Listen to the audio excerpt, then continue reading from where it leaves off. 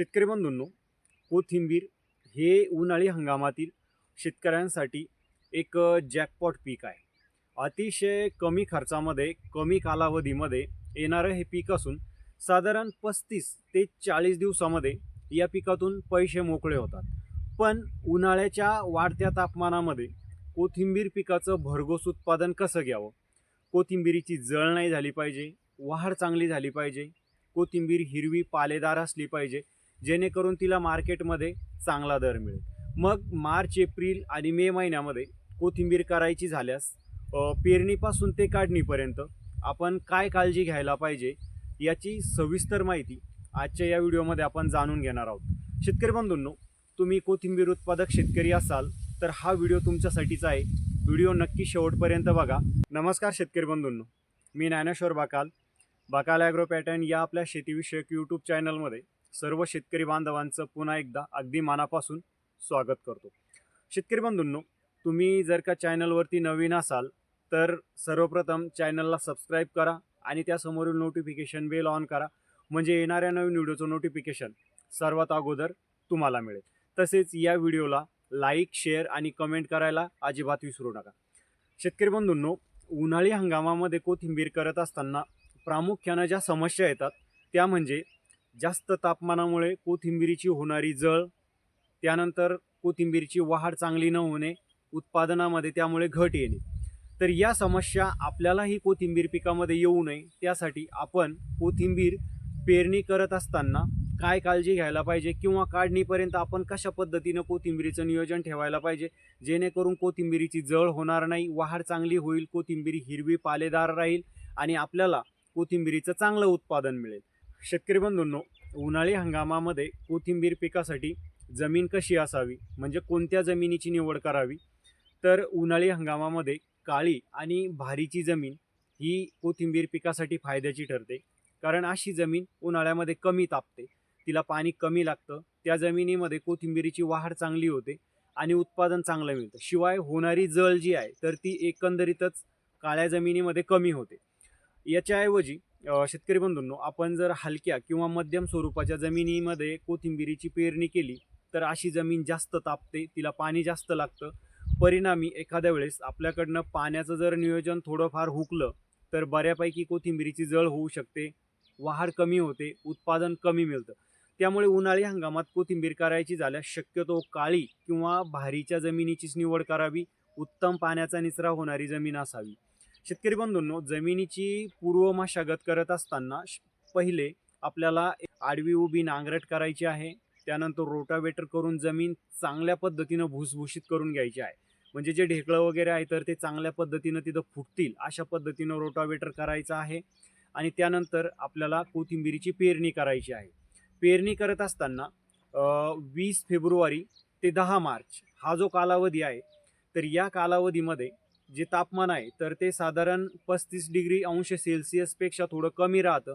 त्यामुळे शेतकरी बंधूंनो, तुम्ही कोरड्या जमिनीमध्ये पेरणी या काळामध्ये तिथं करू शकता. पण 15 मार्च नंतर जर तुम्ही कोथिंबीर करणार असेल, म्हणजे एप्रिल असेल, मे असेल, तर या महिन्यामध्ये तापमान हे 40°C वर जातं. त्यामुळे कोरड्या जमिनीमध्ये अशा वेळेस पेरणी टाळावी.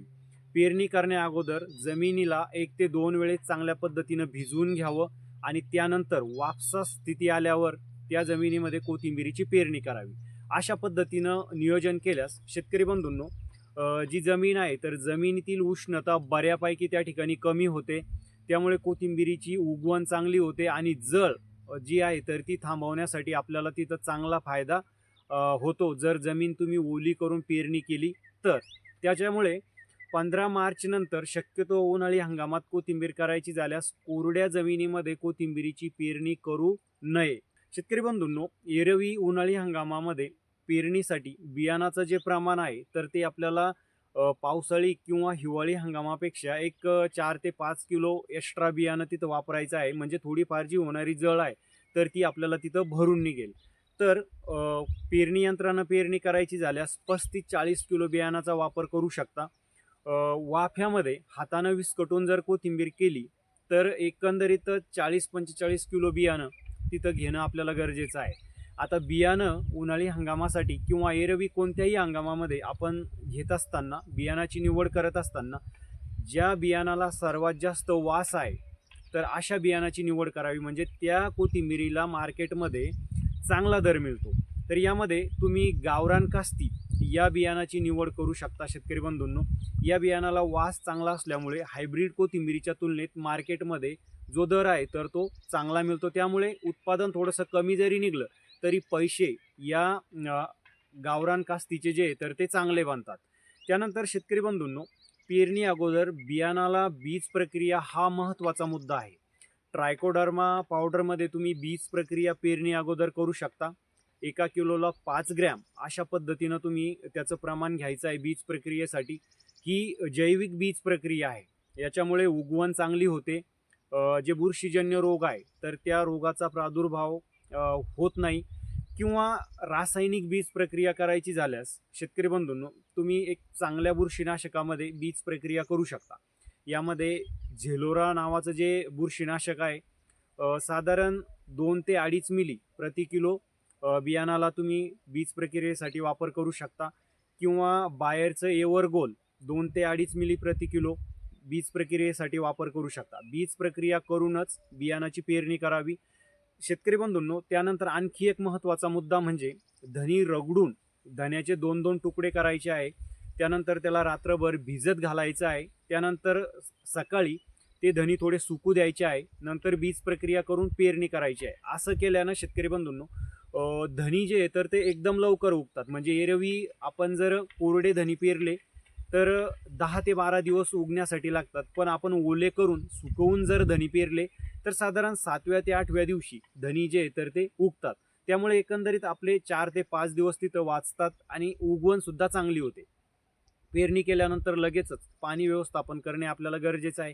त्यानंतर पुढचा मुद्दा म्हणजे शेतकरी बंधूंनो, जे खत व्यवस्थापन आहे उन्हाळी हंगामामध्ये, तर पेरणी वेळेसच आपल्याला तिथं 24-24-0 या खताचा तुम्ही वापर करू शकता. एकरी 50 किलो प्रमाणे तिथं वापर करता येतो.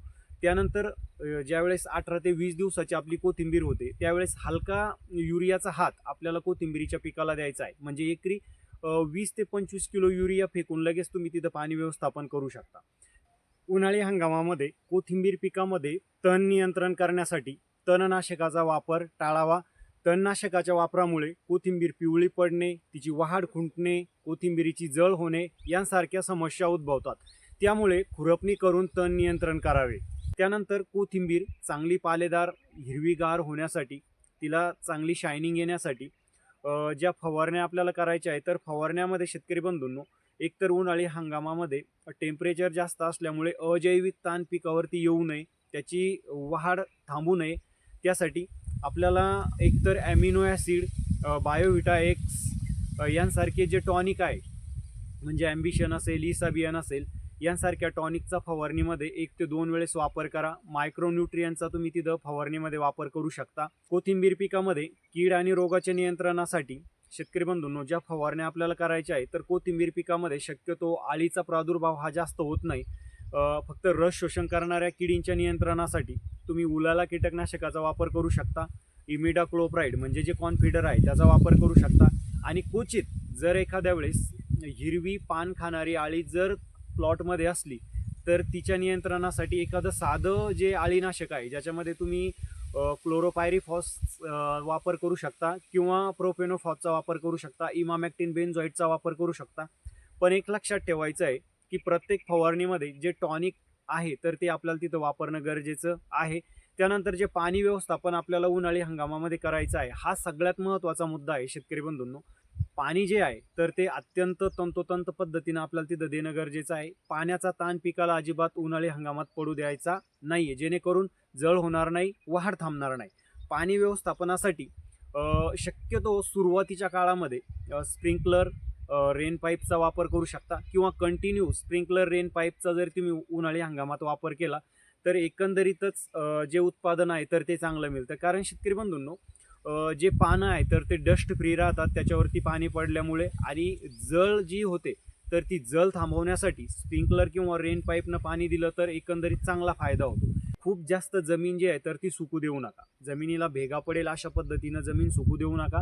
वाफसा आली की लगेच दुसऱ्या दिवशी आपल्याला पाणी देणं गरजेचं आहे. अशा पद्धतीनं पाणी द्या.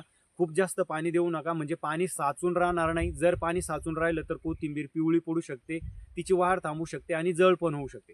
त्यामुळे पाणी व्यवस्थापन हे अत्यंत महत्त्वाचा विषय आहे. शेतकरी बंधूंनो, अशा पद्धतीनं जर उन्हाळी हंगामामध्ये तुम्ही कोथिंबीरीचं नियोजन केलं तर एक चांगलं उत्पादन तुम्ही कोथिंबीरीच्या पिकातून काढू शकता आणि उन्हाळी हंगामात कोथिंबीरीला दर चांगला मिळतो. त्यामुळे कोथिंबीरीचे चांगले पैसे उन्हाळी हंगामामध्ये होतात. एक जॅकपॉट पद्धतीचं पीक आहे. चांगला प्रॉफिट या पिकातून 35-40 दिवसामध्ये तुम्हाला मिळू शकतो. हा व्हिडिओ तुम्हाला कसा वाटला कमेंट करून नक्की सांगा. या व्हिडिओला लाईक करा आणि जास्तीत जास्त शेतकरी बांधवांना व्हिडिओ शेअर करा. नवीन माहितीसह आपण पुढच्या व्हिडिओमध्ये भेटूया. तोपर्यंत नमस्कार.